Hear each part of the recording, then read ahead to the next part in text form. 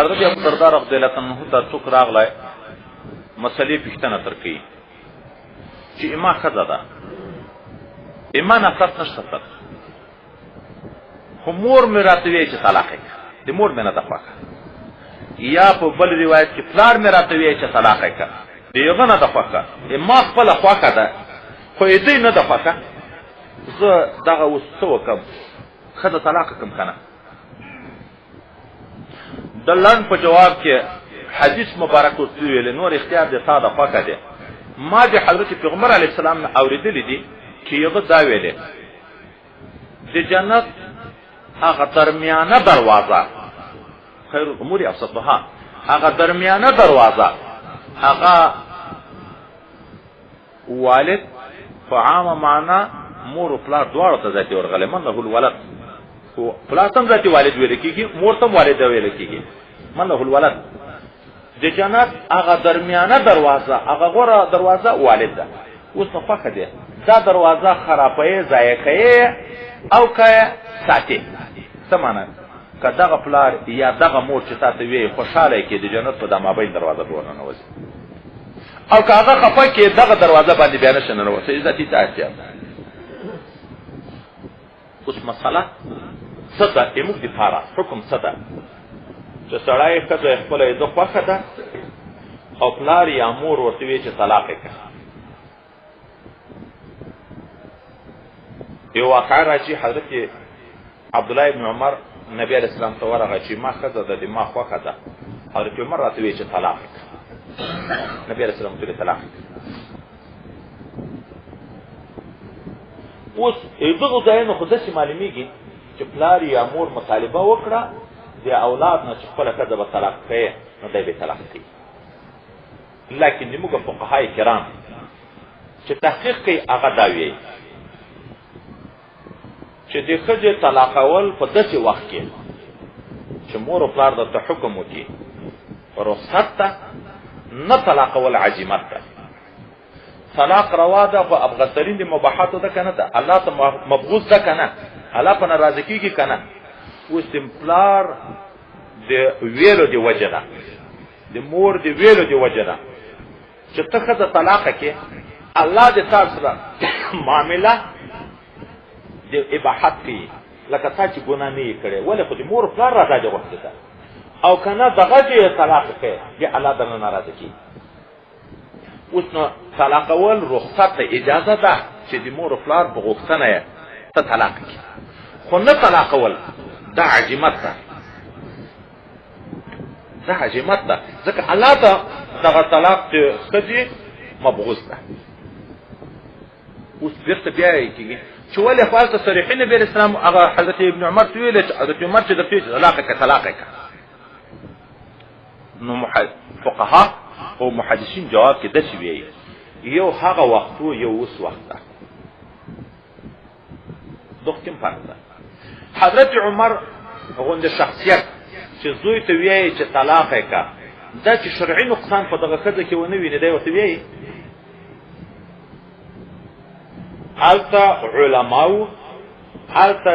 د دین پیرادارانو حالته د الله نو ویریدونکو خلکو یو په خپل کور کې د سړي بخښه د خوخه د رنگ دی وجنه به خوخه د کمال دی وجنه به خوخه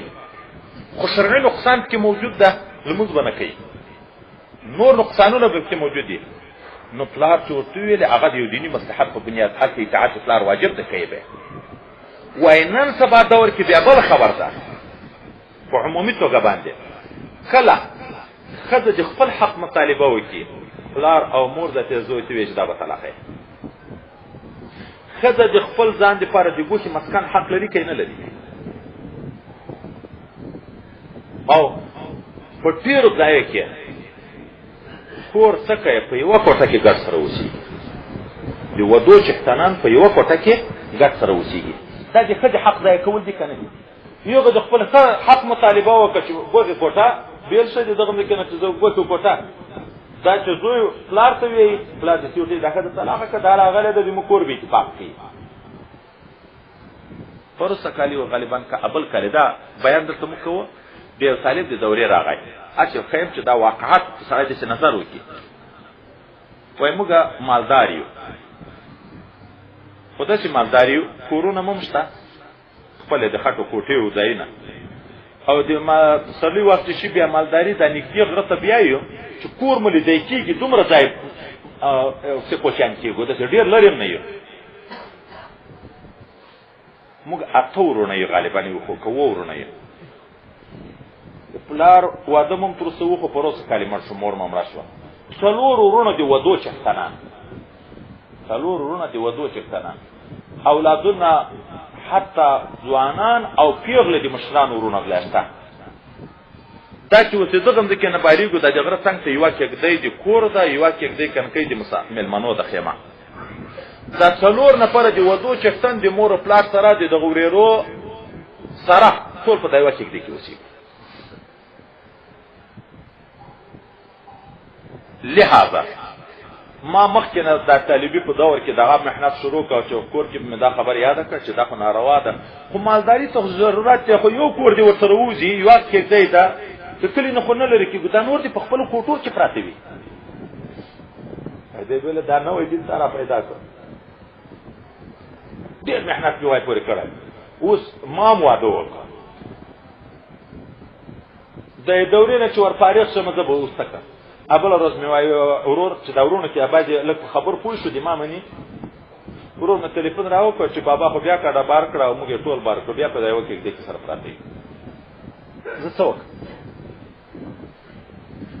هسې سړی چې داسې فکر وکړي دا خو یو مثال مې په دا نغدو خلکو کې درکړو چې ما ته خپل شاګرد دا وویلې په یوه خیمه کې 4 د ودو چښتنان ګزاره کول دا ښځه د مجلس حق د خپل میړه سره د خندا حق د خپل میړه سره د ساتیري حق د خپل میړه سره نه لري نبی علیه السلام حکم نه ده کړی چې نور ساتیرۍ ناروا دي خو د خپل اهل سره ساتیرۍ روا ده منډه هم ورسره کا خندا هم ورسره کا محبت هم ورسره کوه هر څه ورسره خو دا خو شریعت روا کړي چې دلته پایبندي وي نو خو مجبوره یې په پردی پسې په بیا ځکې سړک ته وځې بله لیار نشته اوس تا سره کوي ښه جونت پردي هلته سره پراته یي سره خوښ شي بیا راشي سره کور ته دا که یې حق مطالبه وکړم دی ورته چې طلاق یې کړه په یوه کور کې دننې اوسېږي ما ته شکایت شوي دي موږ کور ته شکایت راغلی دي 80 نفره 80 نفره په یو کور کې ګډ اوسېږي بیا یې ښځو غریبانانو کار په نمبر وي دا د 80 نفرو مړۍ به ټوله یوه ښځه پخوي